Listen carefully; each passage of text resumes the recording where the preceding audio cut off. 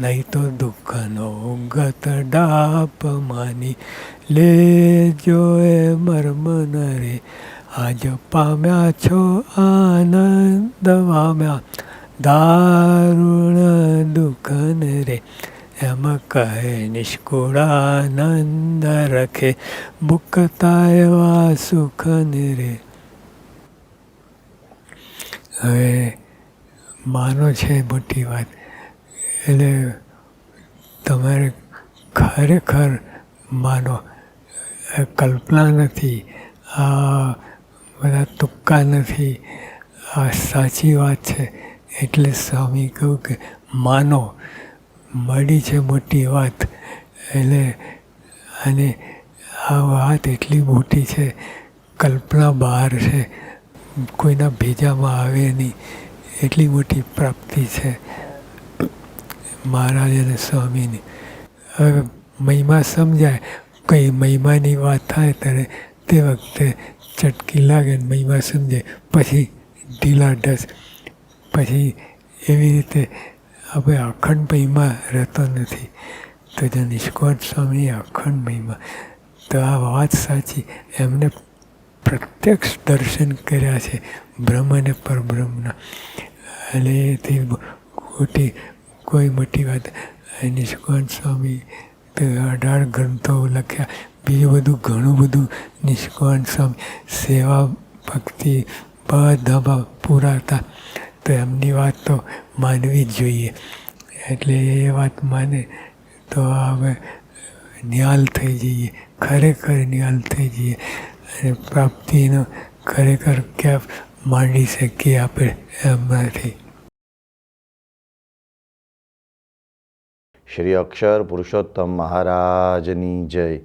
શ્રી ગુણાતીતાનંદ સ્વામી મહારાજની જય. શ્રી ભગતજી મહારાજની જય. શ્રી શાસ્ત્રીજી મહારાજની જય. શ્રી યોગીજી મહારાજની જય. શ્રી પ્રમુખ સ્વામી મહારાજની જય. શ્રી મહંત સ્વામી મહારાજની જય. સુરત અક્ષરધામ મહોત્સવની જય. પ્રમુખ વર્ણી અમૃત મહોત્સવની જય. સૌને જય સ્વામિનારાયણ. આજની ઘર સભાના પ્રારંભે આપ સૌને ખૂબ હેતથી જય સ્વામિનારાયણ. આપણા સૌના સદભાગ્ય છે કે ઘર સભાના પ્રારંભમાં આપણને BAPS સંસ્થાના વરિષ્ઠ સદગુરુવર્ય પરમ પૂજ્ય ડૉક્ટર સ્વામીનો લાભ પ્રાપ્ત થવાનો છે. એટલે જાણે કે ડૉક્ટર સ્વામીની આપણા ઘરમાં પધરામણી થઈ રહી છે. પરમ પૂજ્ય ડૉક્ટર સ્વામી એટલે એક આદર્શ સંત. પરમ પૂજ્ય ડૉક્ટર સ્વામી એટલે બ્રહ્મ સ્વરૂપ યોગીજી મહારાજ, બ્રહ્મ સ્વરૂપ પ્રમુખ સ્વામી મહારાજ અને પ્રગટ બ્રહ્મ સ્વરૂપ મહંત સ્વામી મહારાજના ખૂબ કૃપાપાત્ર. અને પરમ પૂજ્ય મહંત સ્વામી મહારાજના શબ્દોમાં કહીએ તો આવું વ્યક્તિત્વ આપણને ક્યારેય જોવા ન મળે એવું પવિત્ર વ્યક્તિત્વ. પરમ પૂજ્ય ડૉક્ટર સ્વામીનું જીવન એ જ એમનો સંદેશ છે. આ વાત બીજા ઘણા લોકો માટે કહેવાય છે, પરંતુ અમે બધા લગભગ છેલ્લા 45થી 50 વર્ષોથી પૂજ્ય ડૉક્ટર સ્વામીના યોગમાં છીએ અને ડૉક્ટર સ્વામીનું એવું પવિત્ર જીવન જોઈએ છે. એમની વાણીમાં એમના આત્માનો રણકાર છે. એમની વાણી એમની નાભીમાંથી આવે છે એમ પ્રમુખ સ્વામી મહારાજ કહેતા. પૂજ્ય ડૉક્ટર સ્વામી એ પ્રતીતિ સાથે બોલે છે.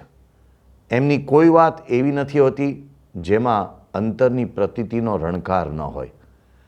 તો એવા સદગુરુવર્ય પૂજ્ય ડૉક્ટર સ્વામીના આશીર્વચનો સાથે, એમના પ્રેરક બોધ સાથે ઘર સભાનો આપણે વિધિવત પ્રારંભ કરીએ છીએ. પ્રમુખ સ્વામી મહારાજ પ્રમુખ વર્ણી અમૃત મહોત્સવના ઉપક્રમે. એ ખરેખર બહુ જ સદભાગ્યની વાત છે. તો આપ સૌ હરિભક્તોને ખાસ વિનંતી કે આજની ઘર સભામાં આપણે સૌ ઘરના સભ્યો એકત્રિત થઈને એકાગ્ર ચિત્તે ડૉક્ટર સ્વામીજીનો પ્રત્યક્ષ લાભ લેતા હોઈએ એટલી ઉત્કટતાથી એમના આશીર્વચનોનું શ્રવણ કરીએ અને એમના પ્રેરક બોધને અનુસરવાનો, જીવનમાં ઉતારવાનો આપણે પ્રયાસ કરીએ. તો હવે આપણે જોડાઈએ પૂજ્ય ડૉક્ટર સ્વામીના પ્રેરક આશીર્વચનો મેળવવામાં. જય સ્વામિનારાયણ.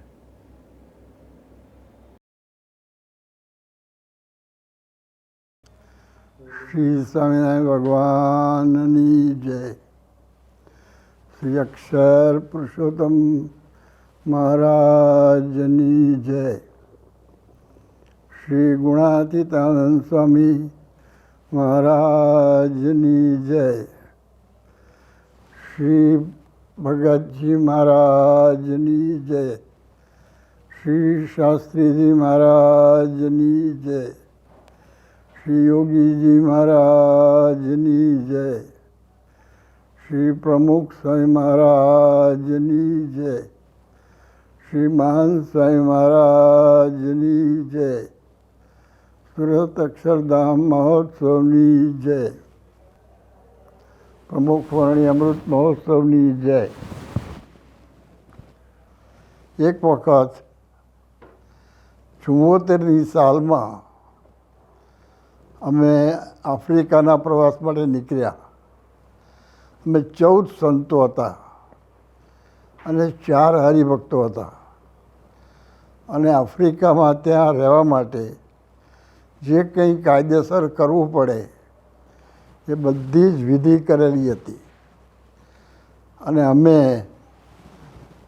નૈરોબીના એરપોર્ટ ઉતર્યા. બીજા બધા સાથેના પેસેન્જરો ઉતરી જાય પછી અમારે ઉતરવાનું હતું.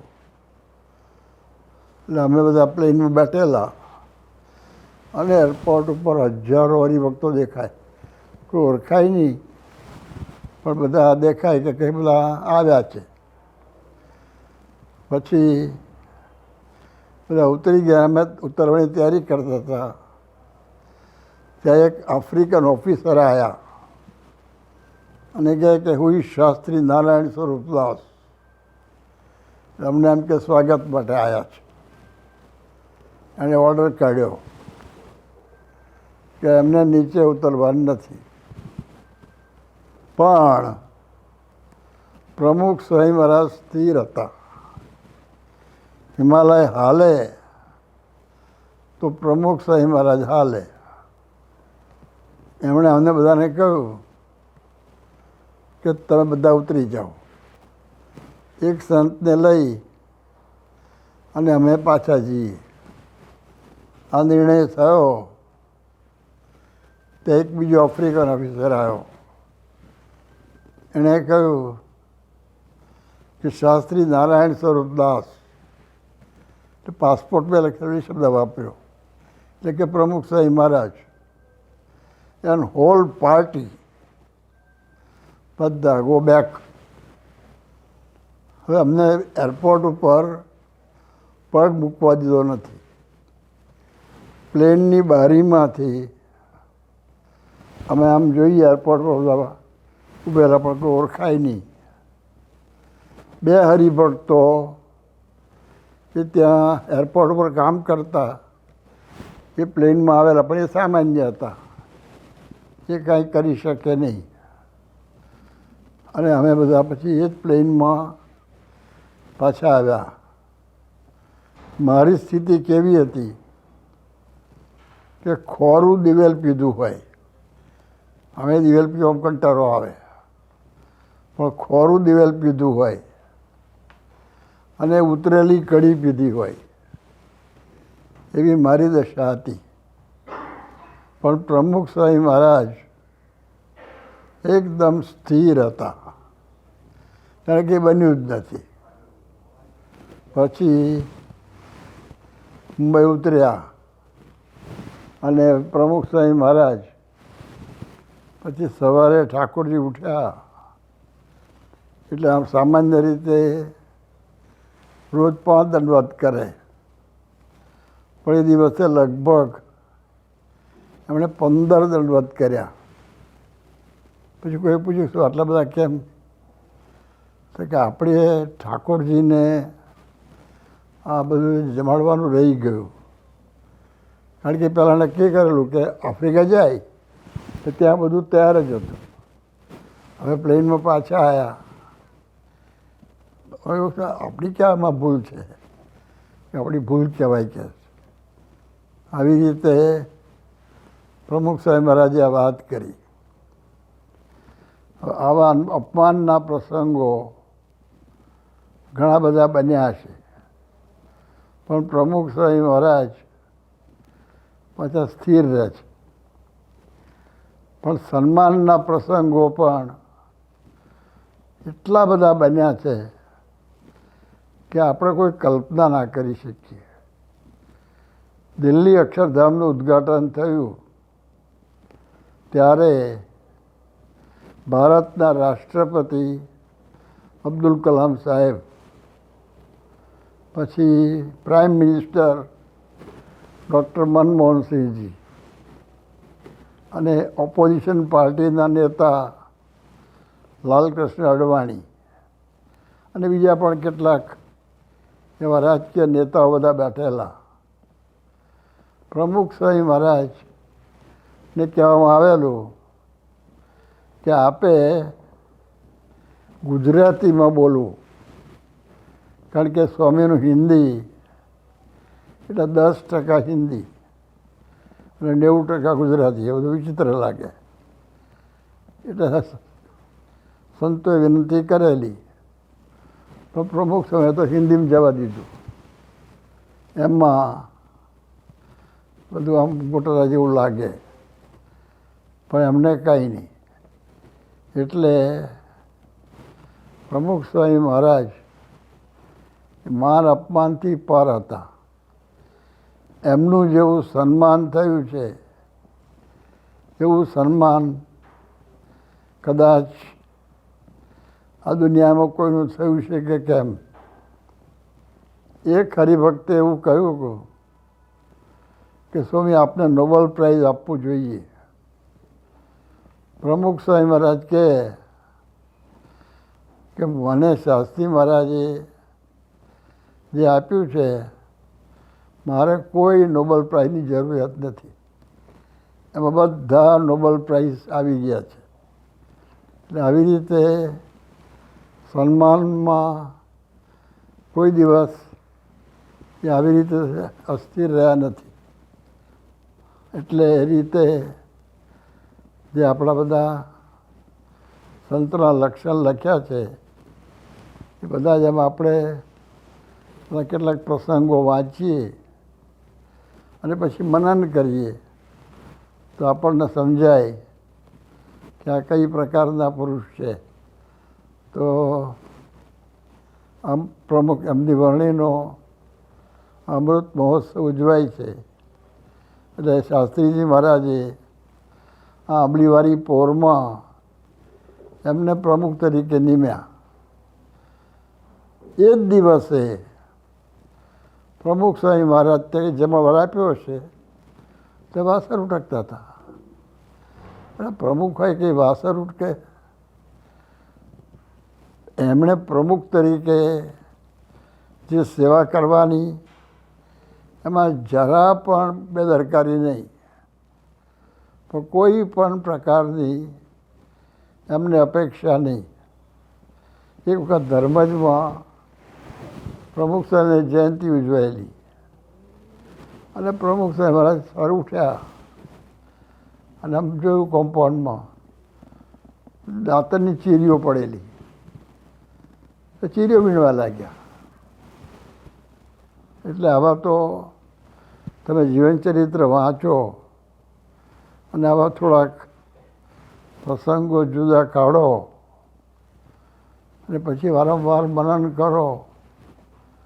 એમાંથી આપણને વારંવાર મનન કરવાથી આપણા મનની અંદર કોઈ પણ પ્રશ્ન તમારે આવે તો આવા પ્રસંગો આ બધા જાણવા.